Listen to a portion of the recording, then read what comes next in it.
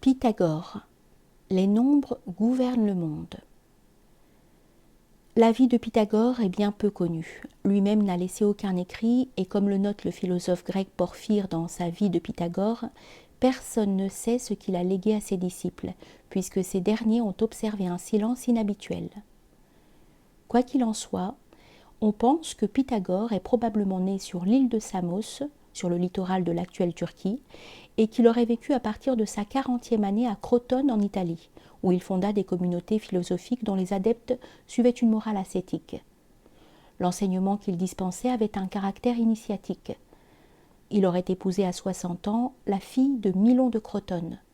Mais l'hostilité croissante que suscite son emprise philosophique, religieuse et politique sur la cité le pousse à fuir pour s'installer à Métaponte, une autre ville du sud de l'Italie. L'école pythagoricienne de Crotone devint une hétérie, une confrérie philosophique, religieuse et scientifique, proche de l'orphisme. À la naissance de Pythagore, vers 570 avant Jésus-Christ, la philosophie occidentale en était encore à ses premiers balbutiements. À peine une génération plus tôt, Thalès et ses disciples avaient commencé à rechercher des explications rationnelles aux phénomènes naturels. Comme Thalès, Pythagore aurait appris la géométrie lors d'un voyage en Égypte. Il n'est donc pas étonnant qu'il ait abordé la pensée philosophique de façon scientifique et mathématique. Pythagore était également un homme profondément religieux et superstitieux. Il croyait à la réincarnation et à la transmigration des âmes, et il institua à Crotone, dans le sud de l'Italie, un culte religieux dont il s'était fait en quelque sorte le Messie. Ses disciples, au nombre desquels figurait sa femme, Théano de Crotone, et ses filles, formaient une communauté qui observait des règles de vie très strictes, alimentaires notamment, tout en étudiant sa religion et ses théories philosophiques. Pour les pythagoriciens, les idées de Pythagore étaient perçues comme des révélations mystiques. Les deux versants de la pensée pythagoricienne, scientifique et mystique, peuvent paraître inconciliables, mais Pythagore lui-même ne les considérait pas comme contradictoires. Selon lui, le but de la vie était de se libérer du cycle de la réincarnation, par l'observation de règles de vie très rigoureuses et par la contemplation, ou ce que nous appellerions la pensée scientifique objective. Pour Pythagore, les vérités évidentes par elles-mêmes que l'on trouve dans la géométrie et les mathématiques, par exemple 2 plus 2 égale 4, étaient d'ordre divin. Parce que ces découvertes mathématiques étaient le fruit d'un pur raisonnement, Pythagore estimait qu'elles avaient plus de valeur que de simples observations. Les Égyptiens, par exemple, s'étaient rendus compte que si les trois côtés d'un triangle mesurent respectivement 3, 4 et 5 unités, alors ce triangle comprend toujours un angle droit, ce qui était fort utile en pratique, notamment pour les architectes. Pythagore, lui, a découvert le principe sous-jacent, à savoir que dans tout triangle rectangle, le carré de l'hypoténuse est égal à la somme des carrés des deux autres côtés. Pythagore en conclut que l'univers tout entier est régi par des règles mathématiques. Il dit que les nombres, les rapports numériques et les axiomes mathématiques peuvent expliquer l'architecture même du cosmos. Il n'écarte pas totalement l'idée millésienne selon laquelle l'univers serait formé d'une substance fondamentale unique, mais il passe de la matière à la forme. Il s'agissait là d'un changement si profond dans la façon de considérer le monde que l'on peut comprendre que Pythagore et ses disciples aient attribué au nombre des significations mystiques. En étudiant les relations entre les nombres et la géométrie, ils ont découvert les carrés et les cubes dont nous parlons aujourd'hui, mais ils attribuaient aussi au nombre des significations et des vertus, comme le bien pour les chiffres pairs, le mal pour les chiffres impairs, la justice pour le chiffre 4, etc. Le 1 était considéré comme un point unique, l'unité dont toute chose pouvait être dérivée.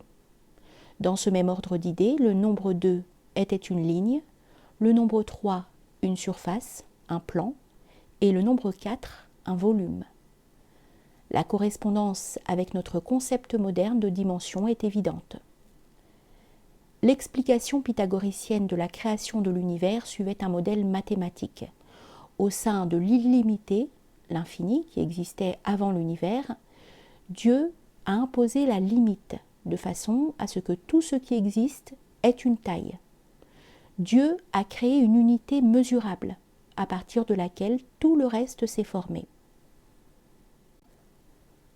Les principales découvertes de Pythagore concernaient les relations entre les nombres, les rapports et les proportionnalités. Leur importance se trouva encore confrontée par ses investigations dans le domaine de la musique et en particulier sur les relations entre les notes qui résonnent de façon agréable lorsqu'elles sont jouées ensemble. Selon la légende, l'idée lui en serait venue en entendant travailler deux forgerons. L'enclume de l'un était 2 fois plus petite que celle de l'autre, et lorsqu'il les frappait, l'intervalle entre les notes était d'1 octave.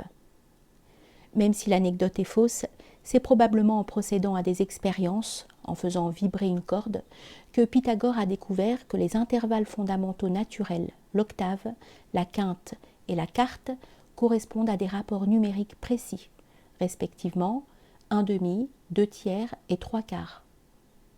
Autrement dit, que ces intervalles sont harmonieux parce que leurs proportions obéissent à un rapport mathématique précis et simple.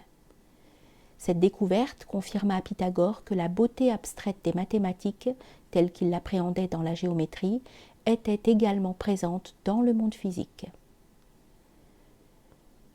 Pythagore avait ainsi prouvé non seulement que les structures de l'univers peuvent s'expliquer en termes mathématiques, les nombres régissent les formes, mais aussi que l'acoustique est une science exacte et que l'harmonie est régie par les nombres.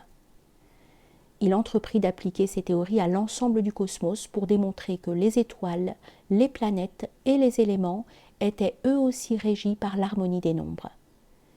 Cette idée a été reprise par les astronomes du Moyen Âge et de la Renaissance qui ont développé des théories entières autour de la notion de l'harmonie des sphères.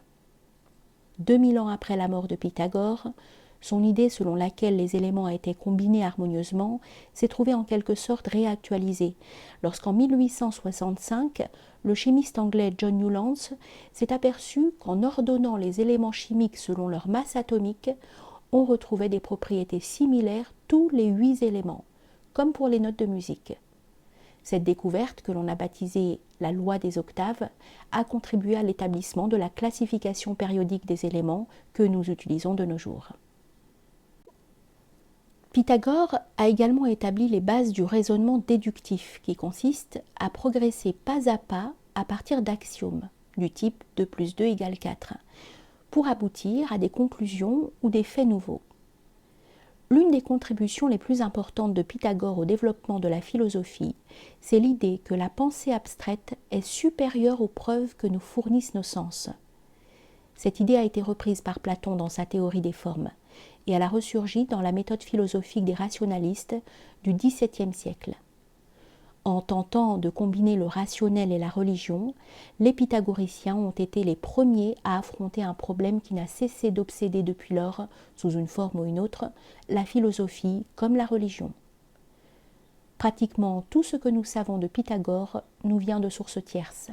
Il est pourtant devenu un personnage quasi légendaire en raison des idées qu'on lui attribue.